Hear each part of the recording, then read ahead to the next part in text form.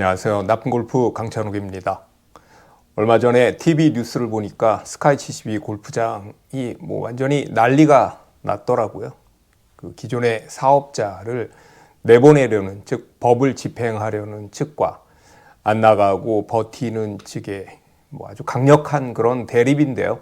시위와 몸싸움에 소화기를 뿌리고 정말 험악한 그런 분위기였습니다.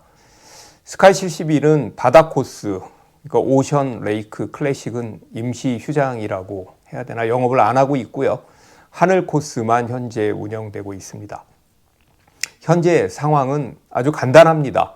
스카이72 측은 2020년까지 인천공항공사와 부지 이용에 대한 계약을 했었죠. 2020년 12월 31일이 지나면 제5활주로를 골프장 부지에다 건설할 계획이 있어서 당시에는 계약 기간을 그때까지 한 겁니다. 스카이72에서 라운드를 하면서 저나 여러분들이나 여러 골퍼들이 야, 이 골프장 2020년까지야. 지금 열심히 쳐두자. 이제 곧 없어질 골프장이야 라고 이야기했던 그런 경험, 그런 것들이 다 있으실 텐데요. 그런데요, 제5활주로 공사가 연기가 됩니다. 그리고 그 사이에 새로운 사업자를 선정하게 되는 거죠. 기존의 스카이72가 아닌 여주와 파주 신라CC를 운영하고 있는 KMH 신라레저가 사업권을 따내게 됩니다. 활주로에 속하게 되는 바다 코스는 영업을 시작한 후에 3년 동안 계약을 하게 되고요. 그리고 1년마다 계약을 갱신하는 그런 조건입니다. 그리고 활주로와 상관이 없는 그 하늘 코스는 상관이 없잖아요. 좀 이쪽 도로 쪽이라서요. 하늘 코스는 10년 계약을 합니다. 그런데 스카이72가 안 나가는 거죠. 그러니까 그 계약에 불복한다고 해야 되나요? 이제 처음에는 본인들이 갔던 시설비, 투자비 이런 이야기, 그런 주장을 하다가요. 이제 대법원이 결국에는 스카이72가 나가야 한다라는 판결을 내렸으니까 인천공항공사의 승소로 결론이 납니다. 스카이72는 KMH 신라레저가 낙찰된 그 입찰이 공정하지 않았고 그 과정에서 인천공항공사 임직원들의 배임이 있었다라는 그런 소송을 내고요. 소송의 판결이 나기 전까지는 절대 나갈 수 없다라고 버티는 상황입니다. 대법원이 판결을 내렸으니까요. 결국은 나갈 수밖에 없는 상황이겠죠. 제가 오늘 스카이72 이야기를 하는 것은요, 사실 별 뜻이 없습니다. 그냥 다만 제 인생에서 가장 많은 라운드를 한 것이 바로 스카이72라서 씁쓸하면서 약간의 소회 같은 게 있어서 이야기를 하는 겁니다. 이제 먼저 말씀을 드리면요, 한때 너무 사랑했던 코스지만 지금은 그런 애정은 없습니다. 솔직히 이 사태 역시 저는 개인적으로 그렇게 큰 관심이 없습니다. 2005년에 스카이72가 개장이 됐습니다. 제 지인 중에 그쪽에 사는 지인들이 좀 있어서 처음 스카이72를 가게 됐죠. 그때 제가 오션을 아마 먼저 갔을 텐데요. 저희 집에서는 거의 80km가 됐지만 정말 자주 갔습니다. 일단 오션 코스와 하늘 코스가 너무 좋았습니다. 그래서 저는 완전히 그 코스에 매료됐었는데요. 코스 레이아웃도 좋았고요. 그리고 경기도에 가장 한국적인 일반적인 산악 코스에서만 이제 골프를 하다가 바닷가에 좀 새로운 코스에서 치니까 그 느낌이 좀 색다르다고 할까요? 그래서 굉장히 좋은 기억들이 있습니다. 지금도요, 저는 그 72홀이잖아요. 스카이72. 72홀을 모든 홀을 기억을 하고요. 아마 그리라고 그러면 아마 벙커 위치까지도 그릴 수 있을 정도로 그렇게 코스를 많이 갔었습니다. 한창 골프에 빠졌을 때는 오션 코스를 머릿속에서 1번 홀부터 상상하면서 연습을 하기도 했고요. 1번 홀 티샷하고 여기 떨어졌다 그러면서 연습장에서 그렇게 상상을 하면서 연습을 했고요. 잠들기 전에 상상 라운드를 하기도 했습니다. 제 인생의 첫 야간 골프도 스카이72 레이크에서 처음 쳤던 걸로 기억됩니다. 그 기억도요, 참 좋은 기억입니다. 그 라이트가 막 이렇게 켜져 있는 그 약간 몽롱하면서도 시간이 멈춰진 듯한 그 느낌과 그 분위기를 참 처음에 좋아했습니다.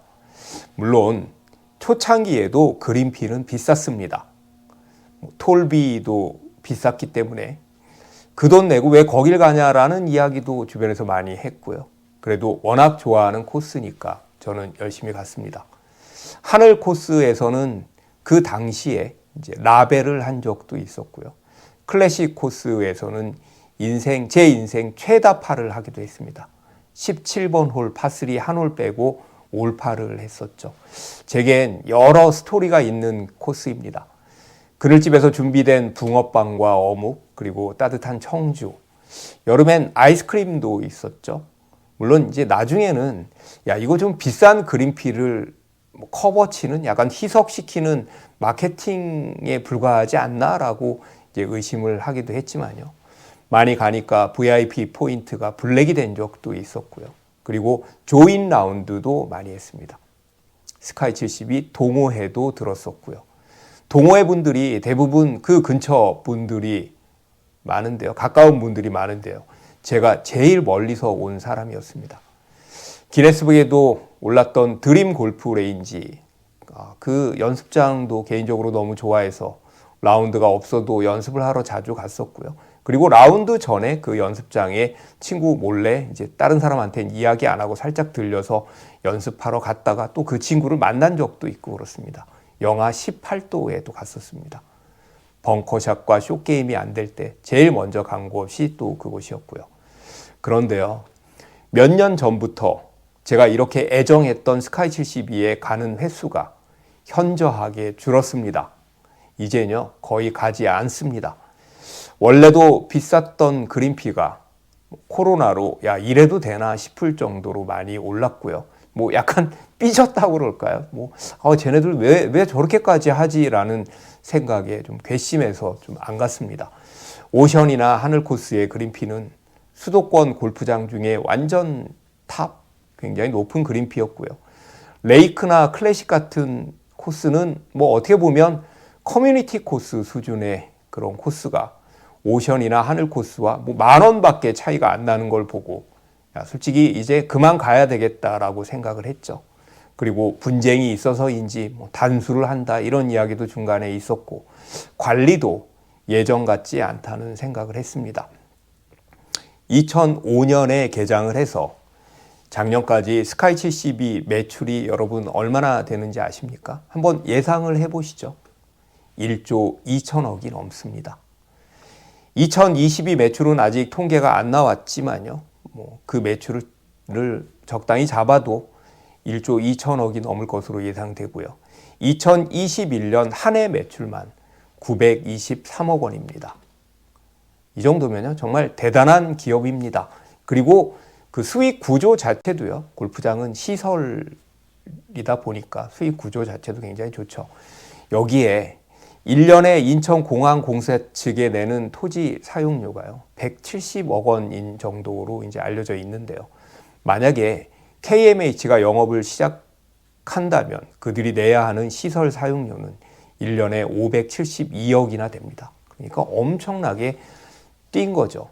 물론 토지 사용료와 시설은 스카이 72에서 시설을 했으니까요. 시설 사용료의 개념은 좀 다르긴 하지만요.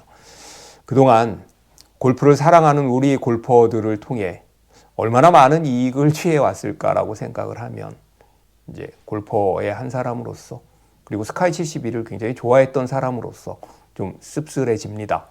결국은 이제 조만간 운영권자가 바뀌겠죠. 저는 사실 이제 좀 관심도 없습니다. 운영권자가 바뀌면 사용료를 3배나 더 내야 되는데 가뜩이나 비쌌던 그린피를 또 올리지는 않을까? 살짝 걱정을 해봤지만요. 그러면 안 가면 되지라고 생각하고 있습니다. 다만 1,000명이나 된다는 직원들의 고용은 잘 승계될까라는 걱정은 좀 됩니다. 한번 지켜봅시다. 오늘은 스카이 72 이야기였습니다. 시청해 주셔서 감사합니다.